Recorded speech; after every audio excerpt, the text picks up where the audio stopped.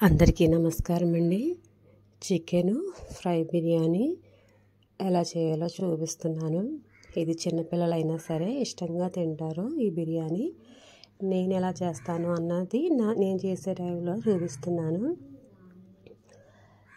First chicken తెచ్చుకున్నాక మెత్తని ముక్కలు ఉంటాయి కదండి, అవన్నీ మనం కోసుకొని ఇలా కడిగి శుభ్రంగా ఒక బౌల్లోకి తీసుకోండి. చికెన్ ముక్కలు మెత్తగా ఉండేవి, ఎముకలు గట్ట ఉండేవి వద్దు, మెత్తగా ఉండే వాటిని తీసుకోండి.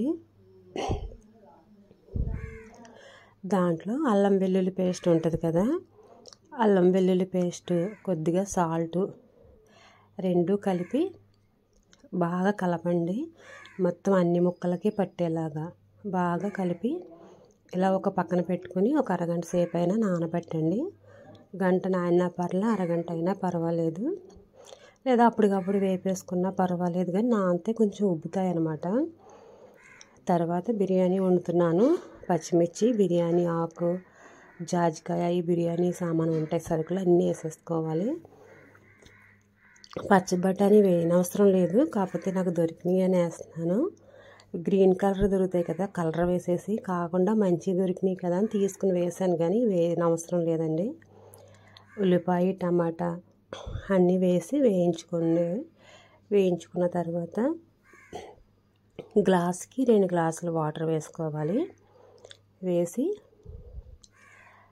సాల్ట్ కూడా వేసేసి మనం ఎసరు కాగిన తర్వాత అప్పుడు బియ్యం వేసుకోవాలి. బియ్యం వేసుకొని మూత పెట్టేసుకోవడమే. మనకి బిర్యానీ ఎర్రగా కావాలి అనుకుంటే కనుక టమాటా పేస్ట్ వేసుకోండి, లేదా టమాటా చిన్న ముక్కల కోసం వేసుకోవచ్చు. పేస్ట్ వేస్తే ఎర్రగా వస్తుంది. కొత్తిమీర మనం ఇలా పొడవుగా ఉన్నది వేస్తే మాత్రం అది పడేస్తారు పిల్లలైనా, మనమైనా తీసి పక్కన పెట్టేస్తాము. ఇలా చిన్న చిన్న ముక్కలుగా కత్తిరించేసుకొని అప్పుడు కడిగి వేసామనుకోండి అది రైస్లో వెళ్ళిపోతుంది. మనం పొడవుగా ఉన్నది వేసామంటే మాత్రం ఖచ్చితంగా పక్కన పెట్టేస్తాము. తీసేటప్పుడు కూడా చిరాగ్గా అనిపిస్తుంది, ఎవరైనా వచ్చినప్పుడు, గెస్ట్లు మన ఇంటికి వచ్చినప్పుడు గట్ట.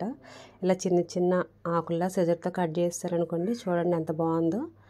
దీన్ని కడిగేసుకొని మనం వేసుకోవచ్చు. చూడండి అన్నం ఇలా కొద్ది పొదునుగా, ఇంకా కొద్ది ఉడికిపోద్ది, చాలా కొద్ది పొదును ఉందనగా మనం ఈ ముక్కలను వేయించుకోవాలి. ఫస్ట్ కొద్దిగా జీడిపప్పు వేసి వేయిస్తున్నాను. ఈ జీడిపప్పు కూడా వేయనవసరం లేదు, మనం కావాలంటేనే వేసుకోవచ్చు. ఎందుకంటే చికెన్ ముక్కలు ఉన్నప్పుడు ఈ జీడిపప్పు కూడా పెద్ద అవసరం లేదు.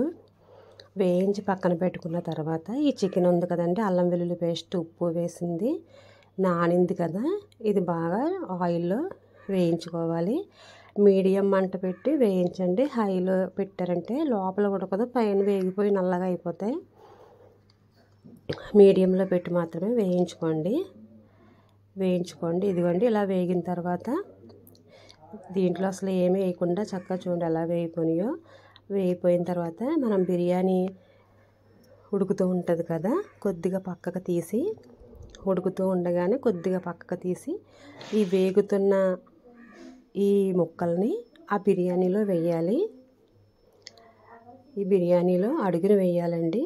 అడుగున కొద్దిగా రైస్ ఉండాలి, పైన తీసేసేయాలి పక్కకి.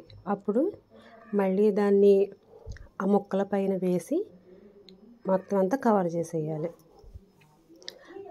ఇది ఒక పక్కన వేసాము. మళ్ళీ మిగిలిన ముక్కలు ఉంటాయి కదా, అవన్నీ వేయించి మళ్ళీ అవన్నీ తీసి వేరే వైపు, ఇటువైపు వేసాము, అటు ఆపోజిట్ వైపు పక్క వైపు మళ్ళీ కొద్దిగా బిర్యానీ రైస్ పక్కకు తీసి మళ్ళీ వేగిన ముక్కలన్నీ ఆ బిర్యానీలో వేసి మళ్ళీ రైస్ వేసేసి పైన కప్పెట్టేసినట్టు అలాగా మొత్తం కవర్ చేసేయాలండి అంతా. అలా మనం బిర్యానీ ముక్కలన్నీ వేయించేసుకొని అలా పెట్టాలి. పెట్టేసిన తర్వాత పైన కట్టేయడమే. మొత్తం ఈ ముక్కలన్నీ వేసేసిన తర్వాత కట్టేయడమే. ఇంకా కట్టేసి పైన జీడిపప్పు, కొత్తిమీర వేసి మూత పెట్టేసి కాసేపు అలా వదిలేయండి. ఒక 20 నిమిషాలు అలా వదిలేసారనుకో ఇంకా దించేయాలి. గ్యాస్ మీద అయితే వండకూడదు. ఇంక ఇది రైస్ ఉడికిపోద్ది కదా, ఇంకా గ్యాస్ మీద అయితే వండకూడదు.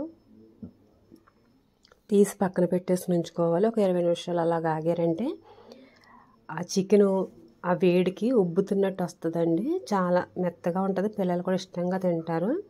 అవి ఫ్రై మాత్రం బాగా వేయించేయకండి, మరీ వేయించిన నలుపు వచ్చేస్తుంది. నేను ఇలా డెకరేషన్ కోసం టమాటాని తీసుకుని ఇది ఫ్లవర్ టైప్లో ఎలా కట్ చేస్తున్నానో చూపిస్తున్నాను. ఇలా ఫస్ట్ 4 వైపులా నాటు పెట్టుకోవాలి. మనం 8 రేకుల కింద అన్నా చేసుకోవచ్చు చాకుతోటే, లేదా 4 వైపులా కట్ చేసి అలాగైనా చేసుకోవచ్చు.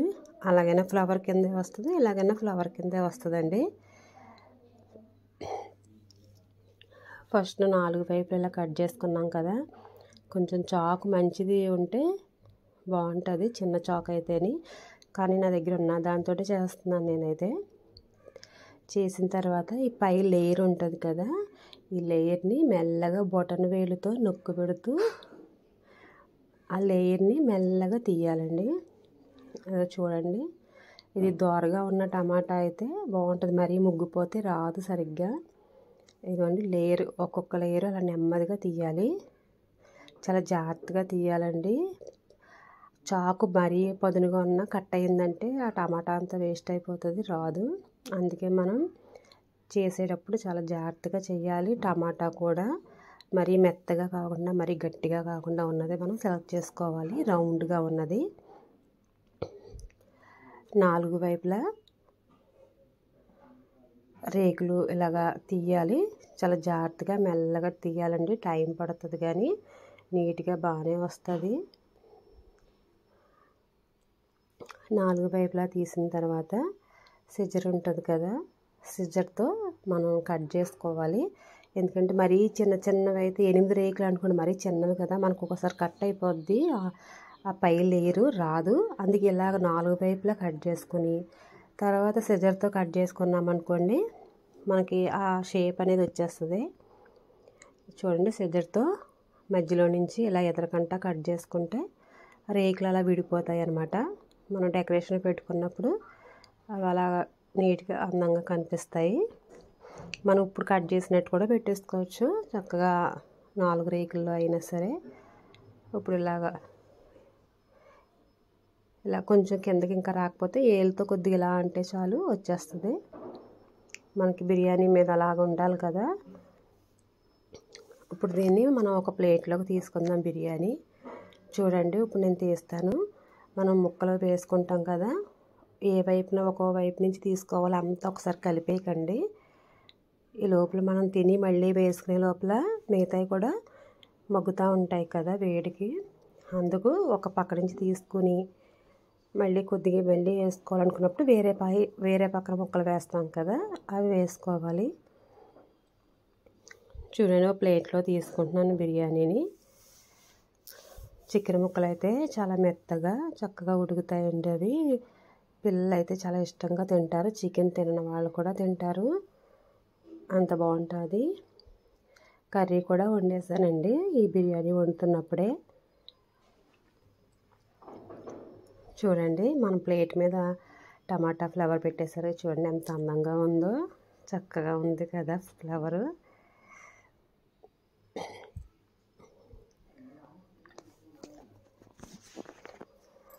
నేను ప్లేట్ అలా తిప్పుతున్నానండి.